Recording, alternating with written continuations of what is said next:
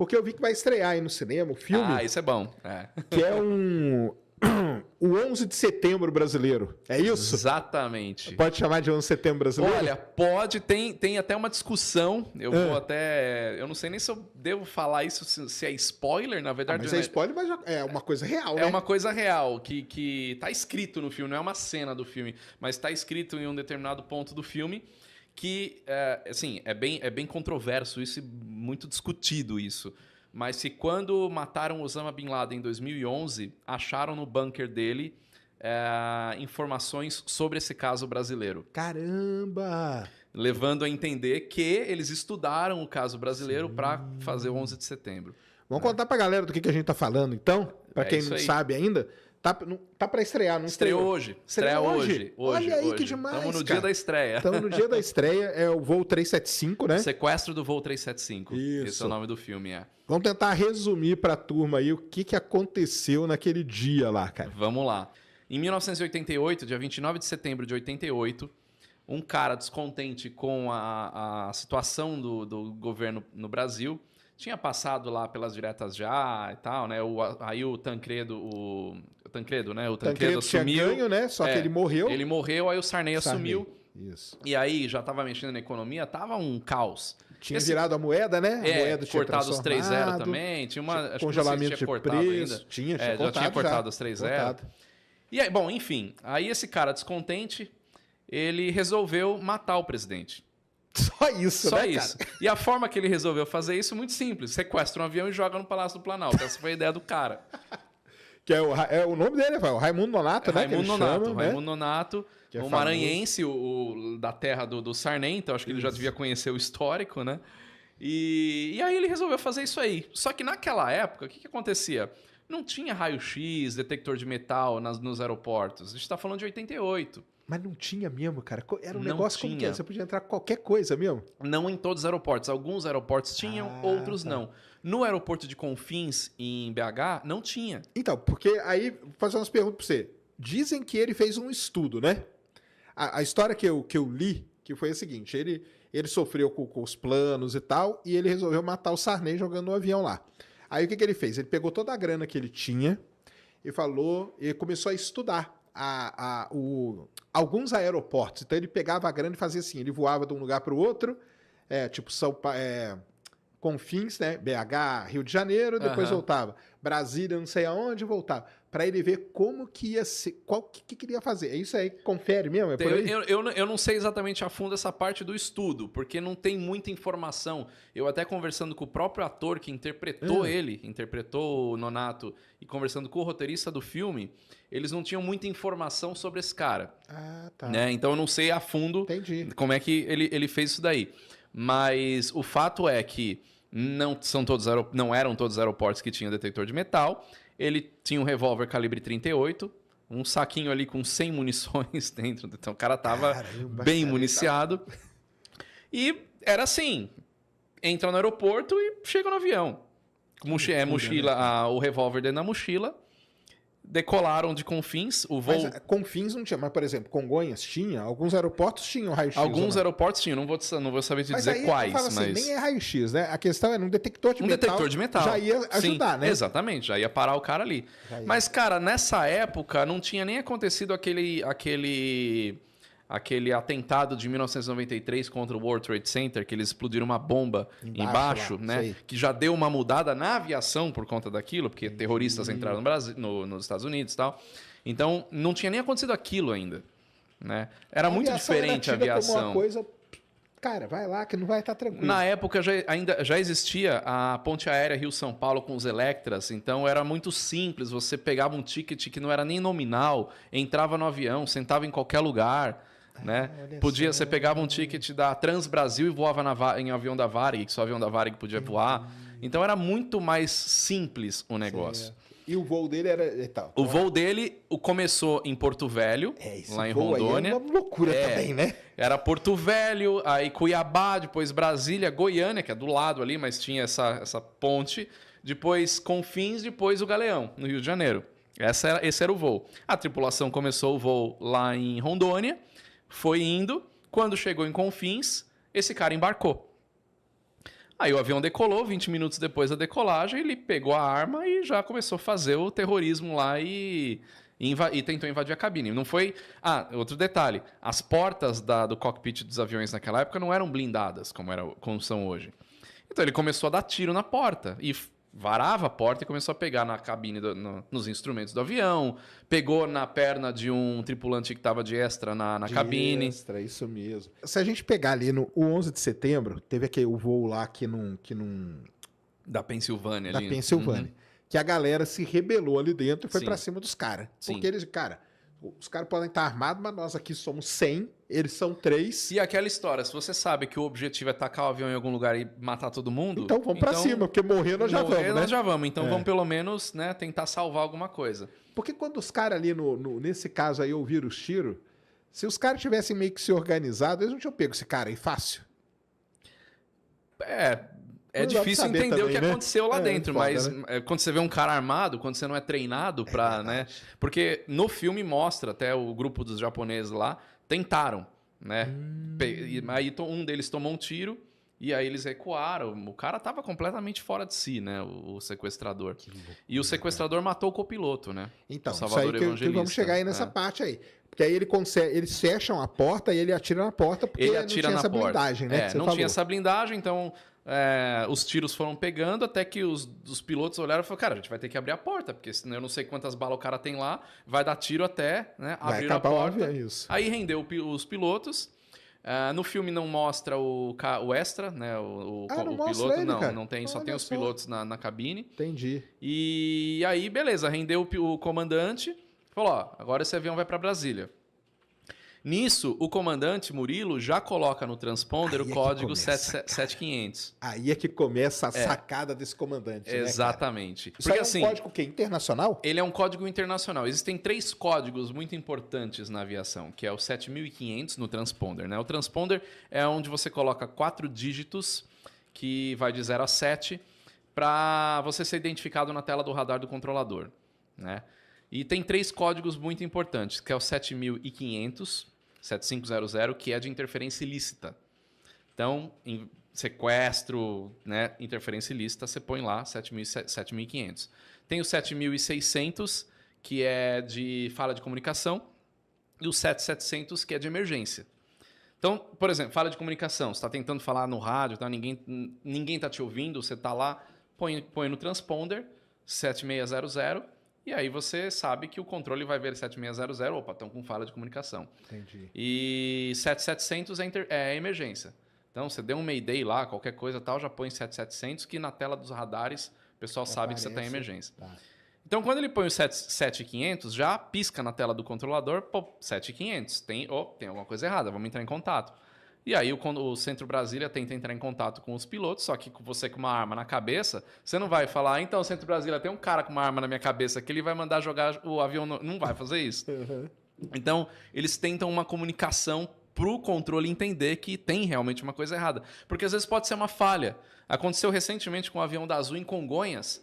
O avião pousou, acho que vinha de Recife, se eu não me engano, e deu uma falha de transponder. E na tela do radar apareceu 7500. Caramba! Como se tivesse uma interferência ilícita.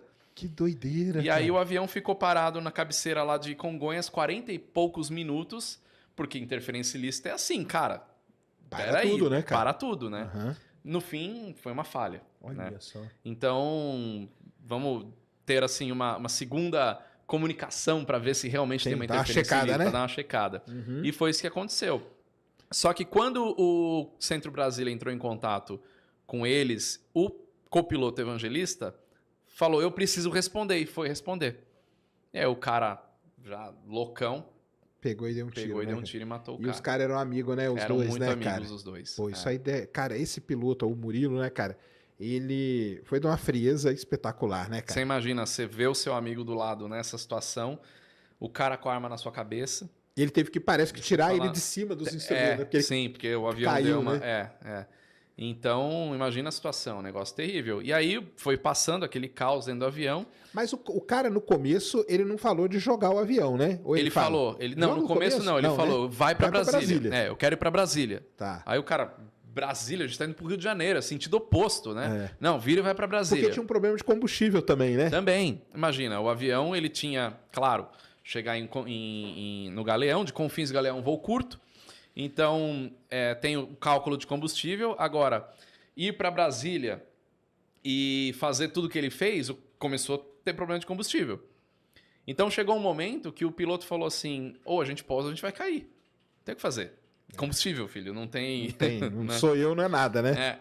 E aí o sequestrador concordou em ir com o avião para Goiânia, porque o piloto entrou nas nuvens, simulou que o tempo em Brasília estava fechado, que não ia dar para ver nada, não ia dar para atingir o Palácio do Planalto e tal.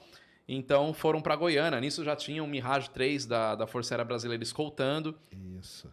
E as manobras que o piloto fez? Ele fez aquilo lá mesmo? Fez. É mesmo? Ele cara? fez. Explica, porque ele fez duas manobras, Ele fez né? duas manobras. Explica aí pra galera, que são coisa de maluco aquilo também que ele fez, né, Num cara? avião comercial com passageiros. Com passageiro, é a primeira cara. vez que alguém fez um negócio daquele. Que maluquice. O que ele tentou fazer? Primeiro ele virou num tunô. Tunô é virar o avião assim no próprio eixo longitudinal, né? Então ele fez isso com o avião. Só que é um Boeing 737, não é um Pitts, né? Porque a ideia, até falar pro pessoal, eu tô falando aqui porque eu li o livro, tá, galera? Então, assim, spoiler, tá dando spoiler do filme. Pô, a história é real. Essa história é isso aí não tem conhecida, como. sim. A ideia do piloto num certo momento foi o seguinte, cara, não tenho o que fazer, esse cara tá transtornado, eu preciso derrubar ele de algum jeito aqui pra ver se eu vou em cima dele, alguém vai em cima e pega ele, né? Essa foi a ideia. E aí ele dá esse tunô aí, que é essa virada, e só que o cara se agarrou na curva. Ele se agarrou, porque ele só virou, aí o cara se agarrou, quando ele estabilizou de novo, aí o cara ficou mais louco ainda. Ficou mais louco ainda. E mandou o cara ir fazer o que tinha que fazer. Nisso, bom, tinha o caça, o Mirage 3 da Força Aérea escoltando. No filme, inclusive, é um F-5, outra coisa que eles mudaram. Mas também, não tem mais nenhum Mirage 3 voando no Brasil. Eles fizeram... né? Como é que você ia fazer algumas cenas do avião decolando? Enfim, então é mais viável fazer com o F-5. E lá eles já tinham ordem para bater o avião. Se chegasse a um raio de, eu não lembro quantos quilômetros ali, 30 quilômetros de... Abate o avião. Tinha a ordem de bater o avião. E aí rolou até tiro de advertência, né? Porque quando você tem uma interceptação, você tem protocolos, né? A Força Aérea vai seguindo protocolos, então manda entrar em contato, manda fazer alguma manobra, manda pousar. Se o cara ignorar, aí vai seguindo. Até dar tiros de advertência, depois dar tiro para forçar o cara a pousar. Se o cara não responder a nada, o cara vai abater. Caramba. Só que é um avião comercial, com 107 pessoas a bordo. 105 pessoas a bordo. Então, porque aí eu acho que aí que no livro os caras abordam isso aí, e aí eles falam do que teve... Porque enquanto isso estava acontecendo no avião, lá em Brasília já estava acontecendo várias coisas. Sim, né? Estavam... E aí o pessoal foi ver a lista de passageiros e falou, caramba, cara, esses caras aqui da Vale, esses caras aqui, acho que da Mitsubishi, que estavam no avião. Sim, eu junto com o pessoal da Kawasaki, isso eu lembro direitinho, que eram os japoneses ali e tudo. Falou, cara, pô, você vai bater, cara. Vai dar um chabu gigante aqui, cara. Essa é uma tragédia muito maior, né? Muito maior. No fim, não abateu. E aí o piloto ele resolveu. Como o Tuno não resolveu, não tirou o cara da cabine, aí o piloto foi num mergulho, né? Ele basicamente fez isso aqui. Foi descendo assim, meio que em parafuso, para desestabilizar. E o cara bateu a cabeça, aí realmente ele ficou totalmente fora. E aí conseguiram pousar o avião. No solo foram negociações, até que o Nonato ele exigiu um avião para ele fugir. Avião que o piloto tinha que estar sem camisa, né? De bermuda, sem nada, né? Sem nada. Para não ter... E aí conseguiram balear o Nonato na saída do avião. Foi preso, foi pro hospital e morreu dias depois. Mas aí até tem uma polêmica na época. Tem uma teoria da conspiração aí por trás, né? Dizem que foi a própria polícia que acabou com o cara. Acabou com o cara, mas no atestado de óbito sai lá que ele tem uma anemia, um tipo de anemia e morreu por conta de uma anemia hereditária ali e morreu por conta disso. Mas foi uma jogada legal da polícia também, porque ele saiu de um avião E no outro eles não colocaram escada, né? E aí... Pra ele subir. No filme eles alteram um pouco isso. Até pra ter uma ação, né? Pro cara já não ser baleado. Quando eu li no livro, porque pelo que eu li foi o seguinte, os caras, não sei, era a polícia ou era do exército? Tinha a Polícia Federal, tinha exército. Tal, né? Eles colocaram um plástico dentro do avião preto, um negócio assim, e eles ficaram escondidos. Então isso eles representam no filme, Caramba. Mas eles têm a escada, o Nonato consegue até subir. E na realidade ele tinha escada, né? E na realidade ele foi baleado descendo já do avião do 737. Então, mas para ter um pouco mais ali de ação ali no meio do caminho. E tem várias sacadas, né? Durante todo esse trajeto, né? Uma foi colocar o código. Sim. E ele começou a fazer uma comunicação mais técnica, que o cara não entendia, mas o pessoal da torre começou a entender o que estava acontecendo, né? E no filme mostra também que no começo ele começou a dar uma assim, com o PTT aberto, que é o botãozinho para você se comunicar, né? Justamente para a torre falar, tá emitindo ruídos aí, alguma coisa errada, ele não pode falar, né? Entendi. Aí eles já entenderam. Aí ele ficou com o botão apertado e começou a se comunicar com o sequestrador. O que você quer? E, né, você tá armado? Tem mais alguém com você? Tal, justamente para o controle falar, opa, realmente tem alguma coisa ali. Esse cara foi de um sangue frio. Então ele foi de um sangue frio absurdo. Total, cara. Total. E ele nunca recebeu um agradecimento do presidente da República. Sério? Nunca recebeu uma ligação ou recebeu lá, nunca. Mas pelo lance do combustível, você acha que ia conseguir chegar lá e jogar em cima do palácio? Dava? Daria o combustível? Eu acho que sim, porque Goiânia e Brasília é muito próximo, né? Então, levando em consideração essa distância de Confins para Brasília e Confins para o Rio de Janeiro, você estava no caminho oposto, né? Então, até daria. Mas aí tiveram desvios, tiveram, né, coisas acontecendo ali que chegou ao ponto de realmente o combustível chegar no fim. Ou pousa, ou o avião vai pousar por você. Entendi. Mas o Sarney ficou sabendo que tinha essa ameaça? Ficou, né? Ficou, sim, né? sim. No filme eles até falam que, na conversa interna ali do governo, que tinha lá um ministro, tinha o comandante da Força Aérea e tal. Tinha um irmão de um ministro que estava no voo, não é isso? Isso daí eu não sei. Eu acho que o irmão do ministro estava no voo. E aí fala que